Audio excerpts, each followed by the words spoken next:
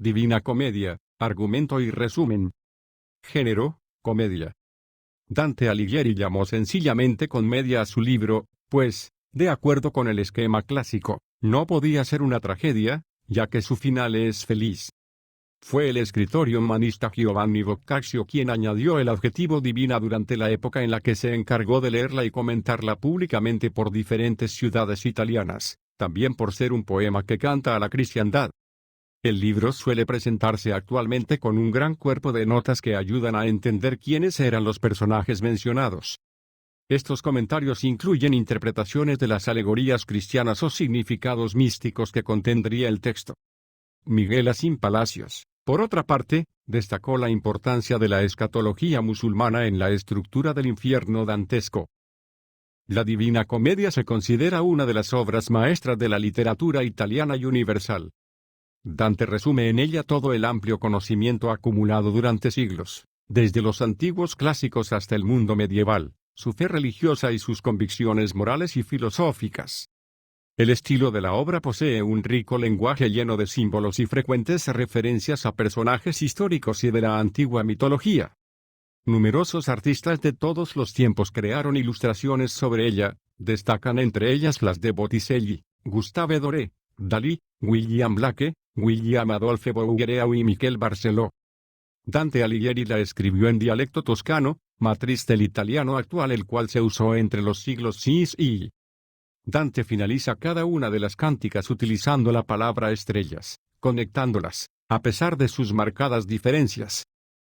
Aunque la Divina Comedia es principalmente un poema religioso, que discute el pecado, la virtud y la teología, Dante también discute varios elementos de la ciencia de su época como por ejemplo, las implicaciones de una Tierra esférica y las estrellas visibles en el hemisferio sur o analiza la importancia del método experimental en la ciencia, en las líneas 94-105 del canto I del Paraíso. Estructura. Cada una de sus partes, o cánticas, está dividida en cantos, cada parte consta de 33 cantos, más el canto introductorio suman 100 cantos en total. Cada canto fue compuesto por estrofas de 3 versos en decasílabos o terza rima, que se dice él mismo inventó. El poema se ordena en función del simbolismo del número 3, que evoca la Santísima Trinidad, el equilibrio y la estabilidad, y el triángulo, las 3 proposiciones que componen el silogismo, se sumaba al 4, que representaba los 4 elementos, tierra, aire, fuego y agua, dando como resultado el número 7, como 7 son los pecados capitales. Finalmente, el infierno está dividido en 9 círculos, el purgatorio en 7 y el paraíso queda formado por 9 esferas que giran como los planetas en torno al Sol. Toda la obra está llena de símbolos que remiten al conocimiento y al pensamiento medievales, religión, astronomía, filosofía, matemáticas, óptica, etc., encarnan en personajes, lugares y acciones. El poema cuenta con un personaje principal, Dante, que personifica a la humanidad, representa la tentación del pecado. Luego cuenta con 2 personajes secundarios, Beatriz, que personifica la fe y llevará a Dante a cada una de las esferas del paraíso, hasta el empíreo, espacio inmóvil, donde contemplará la rosa mística formada por Dios y sus elegidos. Y Virgilio, que hace otro tanto con la razón. El paraíso representa el saber y la ciencia divina. El infierno representa al ser humano frente a sus pecados y sus funestas consecuencias. El purgatorio, la lenta purificación de sus culpas hasta la liberación. En esta obra el autor nos narra con extraordinario realismo un maravilloso viaje durante el que se encuentra con las almas de grandes y terribles personajes de la historia, es un canto a la humanidad que solo en la fe en Dios encontrará su felicidad. La estrofa por su parte está compuesta por 3 versos, y cada una de las cánticas cuenta con 33 cantos, más el canto introductorio, de manera que la obra completa se compone de 100 cantos. Se usa un tipo de rima original, la terza rima. Nel meso del cammin di nostra vita mi ritrovai per una selva oscura, c'è la diritta via era smarrita. Ahí quanto a dir qual era e con acento grave cosa dura esta selva selvaggia e aspra e forte c'è nel pensier rinnova la paura. Dante también utiliza el número 10 tanto como cabalístico que como número pitagórico, que vemos en los 100 cantos de la comedia, compuestos por los 33 de cada reino, más el de introducción. También se puede apreciar la importancia decimal en los 10 niveles del infierno, que son 9 círculos más el anteinfierno, donde se encuentran los ignavi, es decir, los indiferentes. La estructura matemática de la Divina Comedia, por otra parte, es mucho más compleja de lo que aquí se esboza. El poema puede leerse según los 4 significados que se atribuyen a los textos sagrados: literal, moral, alegórico y anagógico. En este poema, Dante hace gala además de un gran poder de síntesis que es característico de los grandes poetas. La estructura también afecta a los registros lingüísticos. En el infierno se utiliza un lenguaje vulgar, el texto del purgatorio está lleno de citas bíblicas y el del paraíso, de himnos y cantos litúrgicos. Antes de emprender el viaje hacia los 3 mundos, Dante despierta en una selva oscura sin saber por qué llegó ahí. Cuando hablamos de selva oscura nos referimos a algo malo, a lo contrario a Dios. Esa selva era oscura, era mala. En esa selva se describe un paisaje inicial en el cual vemos el sol, las estrellas, la playa y la colina. El sol en representación de la divinidad, de Dios. La colina es el camino que debe subir para llegar a Dios. Dante no puede llegar a esa luz porque en el camino se encuentra con 3 fieras que son obstáculos para él. Cada fiera representa un pecado. Ahí se encuentra con Virgilio y después de una conversación con este, comienza su viaje. Infierno. La primera parte describe cómo Dante se halla perdido en un bosque oscuro en su mediana edad y entra en una cueva al pie del monte Sión, cerca de Jerusalén. 3 animales alegóricos le salen al paso, una pantera, una loba y un león. Estos animales representan los pecados que pueden atacar a Dante. La pantera representa la lujuria y la ciudad de Florencia que lo ha exiliado. La loba es, según los comentaristas, el pecado de la codicia, y más allá de esto el poder temporal del Papa en Roma. El león representa la soberbia, y el poder de Francia, que pretendía dominar Italia. Después se narra el descenso del autor al infierno, acompañado por el poeta latino Virgilio, autor de la Eneida, a quien Dante admiraba, y que en la Edad Media tenía una curiosa fama de mago.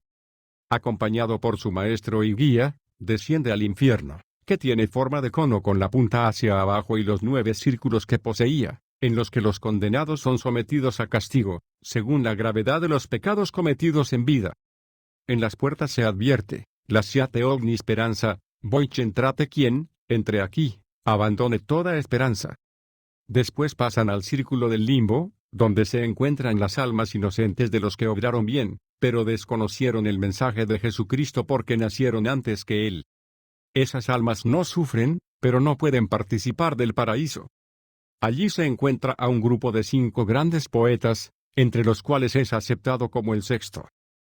Dante encuentra en el infierno a muchos personajes antiguos, pero también de su época y cada uno de ellos narra su historia brevemente a cambio de que Dante prometa mantener vivo su recuerdo en el mundo. Cada castigo se ajusta a la naturaleza de su falta y se repite eternamente. Jorge Luis Borges cita como los mejores pasajes la historia de Paolo y Francesca, amantes adúlteros que se conocieron al leer en el libro de Lanzarote, los amores de la reina Ginebra y esta persona, que fue motivo de inspiración y homenaje por poetas románticos y contemporáneos, así como la historia del conde Ugolino da Pisa, que se comió a sus propios hijos, y del último viaje de Ulises. Son también impresionantes el tránsito por el bosque de los suicidas, la travesía del desierto donde llueve el fuego, donde Dante se encuentra a su maestro Brunetto Latini, y la llanura de hielo de los traidores, estos últimos, considerados los peores pecadores entre todos. En el último círculo judesco, el canto 34, Dante se encuentra en la 4ª zona del 9º círculo, en el hielo del Cosito, donde son castigados los traidores de los benefactores, durante la noche del 9 de abril de 1300, o, según otros comentadores, del 26 de marzo de 1300. Los traidores están sumergidos en hielo y al llorar las lágrimas les cortan los ojos. Se describe a Lucifer como un demonio de 3 cabezas dentro de cuya boca principal se hallaba Judas, al cual mordía con sus filosos colmillos como un juguete, mientras éste gritaba de dolor. En las otras mordía a los asesinos de Julio César, Marco Junio Bruto y Casio. Agarrados al pelaje de Lucifer van descendiendo, pero de repente se encuentran subiendo, porque han pasado el centro de la tierra y se encaminan a las antípodas. Allí vuelven a ver las estrellas. Purgatorio. En esta segunda parte, Dante y Virgilio atraviesan el Purgatorio, una montaña de cumbre plana y laderas escalonadas y redondas, simétricamente al infierno. En cada repisa o escalón se redime un pecado, pero los que allí habitan están contentos porque poseen esperanza y saben que su pena es finita y acabará. Dante se va purificando de sus pecados en cada nivel porque un ángel en cada uno le va borrando una letra de una escritura que le han puesto encima. Allí encuentra a famosos poetas, entre ellos a Publio Papinio Estacio, autor de la Tebaida. Esta parte comienza propiamente con la salida del infierno a través de la natural Burella. Dante y Virgilio llegan así al hemisferio sur terrestre, donde en medio de ellas se halla la montaña del Purgatorio, creada con la tierra utilizada para crear el abismo del infierno, cuando Lucifer fue expulsado del paraíso tras rebelarse contra Dios. Tras salir del túnel llegan a una playa, donde encuentran a Catón el joven, que se desempeña como guardián del purgatorio. Teniendo que emprender el ascenso de la empinada montaña, que resulta imposible escalar, es tan empinada que Dante tiene que preguntar a algunas almas cuál es el pasaje más cercano. Pertenecen al grupo de los negligentes, los muertos en estado de excomunión, que viven en el antepurgatorio. Un personaje notable de este lugar es Manfredo de Sicilia. Junto a los que por pereza tardaron en arrepentirse, los muertos violentamente y a los principios negligentes, de hecho, esperan el tiempo de purificación necesario para poder acceder al purgatorio propiamente dicho. En la entrada del valle donde se encuentran los principios negligentes, Dante, siguiendo las indicaciones de Virgilio, pide indicaciones a un alma que resulta ser el guardián del valle, un compatriota de Virgilio, Sordello, que será su guía hasta la puerta del purgatorio. Tras llegar al final del antepurgatorio, tras un valle florecido, los dos cruzan la puerta del purgatorio, que custodia un ángel con una espada de fuego, que parece tener vida propia. Está precedido por 3 jardines, el primero de mármol blanco, el segundo de una piedra oscura y el tercero y último de pórfido rojo. El ángel, sentado en el solio de diamante y apoyando los pies en el escalón rojo, marca 7p en la frente de Dante y abre la puerta con 2 llaves, una de plata y otra de oro, que San Pedro le dio, y los 2 poetas se adentran en el segundo reino. El purgatorio se divide en 7 cornisas, donde las almas expían sus pecados para purificarse antes de entrar al paraíso. Al contrario del infierno, donde los pecados se agravan a medida que se avanza en los círculos, en el purgatorio la base de la montaña, es decir la cornisa I, alberga a quienes padecen las culpas más graves, mientras que en la cumbre, cerca del Edén, se encuentran los pecadores menos culpables.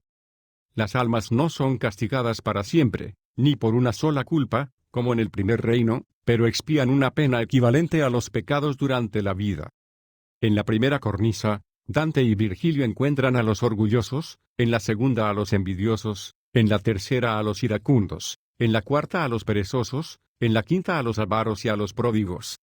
En esta encuentran el alma de Cecilio Estacio tras un terremoto y un canto Gloria in excelsis Deo. En vida este personaje fue en exceso pródigo. Tras años de expiación siente el deseo de guiarlos hasta la cumbre, a través de la sexta cornisa, donde expían sus culpas los golosos, que lucen delgadísimos, y la 7a, donde se encuentran los lujuriosos, envueltos en llamas. Dante recuerda que Estacio se convirtió gracias a Virgilio y a sus obras, en particular la Eneida y las bucólicas, que le mostraron la importancia de la fe cristiana y el error de su vicio. En ese sentido, Virgilio lo iluminó permaneciendo él en la oscuridad. Virgilio fue un profeta sin saberlo, pues llevó a Estacio a la fe, pero él, pudiendo tan solo entreverla, no pudo salvarse, y deberá habitar hasta la eternidad en el limbo. Es en esta repisa de los lujuriosos donde se encuentra el Alighieri a sus amigos poetas de lo que él mismo bautiza como dolce stil novo. En la séptima cornisa, los 3 tienen que atravesar un muro de fuego, tras la cual hay una escalera, por la que se entra al paraíso terrestre. Dante se muestra asustado y es confortado por Virgilio. Allí, donde vivieron Adán y Eva prima del pecado, Virgilio y Dante tienen que despedirse, porque el poeta latino no es digno de conducirlo en el paraíso. Pero Beatriz sí. Aquí Dante se encuentra con Santa Matilde, la personificación de la felicidad perfecta, precedente al pecado original, que le muestra los 2 ríos, Lete, que hace olvidar los pecados, y Eunoe, que devuelve la memoria del bien realizado, y se ofrece a reunirlo con Beatriz, que pronto llegará. Beatriz le llama severamente la atención a Dante y después le propone verla sin el velo. El poeta, por su parte, busca a su maestro Virgilio, que ya no se encuentra con él. Tras beber las aguas del Lete y del Eunoe, que hacen olvidar las cosas malas y recordar las buenas, el poeta sigue a Beatriz hacia el tercer y último reino, el del paraíso. Paraíso. Libre de todo pecado, Dante puede ascender al paraíso, lo que hace junto a Beatriz en condiciones que desafían las leyes físicas, encadenando milagros, lo cual es más bien natural dado el lugar en el cual se desarrolla el poema. Dentro del recorrido será de hecho de gran importancia que el nombre de Beatriz signifique dadora de felicidad y beatificadora, pues en esta sección de la comedia ella releva a Virgilio en la función de guía. En efecto, a través de este personaje, el autor expresa en los 33 cantos de la sección varios razonamientos teológicos y filosóficos de gran sutileza. Sin embargo, el poeta expresa desde un principio la gran dificultad que significa transmitir el recorrido emocional y físico de transhumanar, es decir, ir más allá de las condiciones de la vida terrenal. Sin embargo, confía en el apoyo del Espíritu Santo y en el hecho de que pese a sus falencias, su esfuerzo descriptivo será emulado y continuado por otros. En la introducción del canto I, el autor reitera que para entender las alegorías de la obra es indispensable tener de antemano muy amplios conocimientos en las materias que se van a tratar. El paraíso está compuesto por 9 círculos concéntricos correspondientes a los 9 órdenes angélicos de la jerarquía celestial como obra compuesta por el pseudo Dionisio Areopagita, en cuyo centro se encuentra la tierra. En cada uno de estos cielos, en donde se encuentra cada uno de los planetas, se encuentran los beatos, más cercanos a Dios en función de su grado de beatitud. Pero las almas del paraíso no están mejor unas que otras, y ninguna desea encontrarse en mejores condiciones que las que le corresponden, pues la caridad no permite desear más que lo que se tiene. De hecho, a cada alma al nacer Dios le dio cierta cantidad de gracias según criterios insondables, en función de los cuales gozan aquellas de los diferentes grados de beatitud. Antes de llegar al primer cielo el poeta y Beatriz atraviesan la esfera de fuego. En el primer cielo, que es el de la luna, se encuentran quienes no cumplieron con sus promesas, como la madre de Federico y Constanza y de Sicilia. En el segundo, el de Mercurio, residen quienes hicieron el bien para obtener gloria y fama, pero no dirigiéndose al bien divino. En el tercero, de Venus, se encuentran las almas de los espíritus amantes. En el cuarto, del Sol, los espíritus sabios. En el quinto, de Marte, los espíritus militantes de los combatientes por la fe. En el sexto, de Júpiter, los espíritus gobernantes justos. En el séptimo cielo, de Saturno, de los espíritus contemplativos, Beatriz deja de sonreír, como lo había hecho hasta entonces. Desde ese punto en adelante su sonrisa desaparece, pues por la cercanía de Dios su luminosidad resultaría imposible de contemplar. En este último cielo residen los espíritus contemplativos. Desde allí Beatriz eleva a Dante hasta el cielo de las estrellas fijas, donde no están más repartidos los beatos, sino las almas triunfantes, que cantan en honor a Cristo y María, a quien Dante alcanza a ver. Desde ese cielo, además, el poeta observa el mundo debajo de sí, los 7 planetas, sus movimientos, y la tierra, muy pequeña e insignificante en comparación con la grandeza de Dios. Antes de continuar Dante debe sostener una especie de examen de las 3 virtudes teologales, fe, esperanza y caridad, por parte de 3 profesores particulares, San Pedro, Santiago y San Juan. Por lo tanto, después de un último vistazo al planeta, Dante y Beatriz ascendieron al cielo, el primo mobile o cristalino, el cielo más externo, origen del movimiento y del tiempo universal. En este lugar, tras levantar la mirada, Dante ve un punto muy luminoso, rodeado por 9 círculos de fuego, girando alrededor de ella. El punto, explica Beatriz, es Dios, y a su alrededor se mueven los 9 coros angelicales, divididos por cantidad de virtud. Superado el último cielo, los 2 ascienden al empíreo, donde se encuentra la rosa de los beatos, una estructura en forma de anfiteatro, en el cual, sobre la grada más alta está la Virgen María.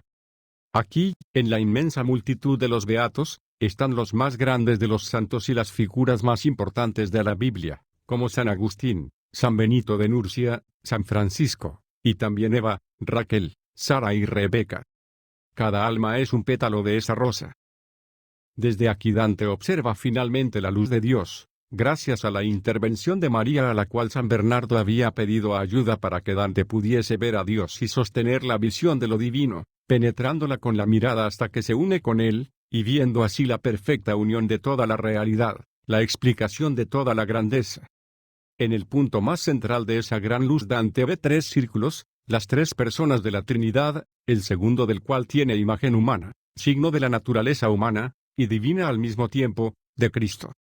Cuando trata de penetrar aún más el misterio, su intelecto flaquea, pero en un excessus mentis su alma es tomada por la iluminación, la armonía que se da la visión de Dios, en el cantos xi, del amor que mueve el sol y las otras estrellas. Por la grandiosa luz del último cielo, Dante queda ofuscado, concluyendo así la Divina Comedia. Fin.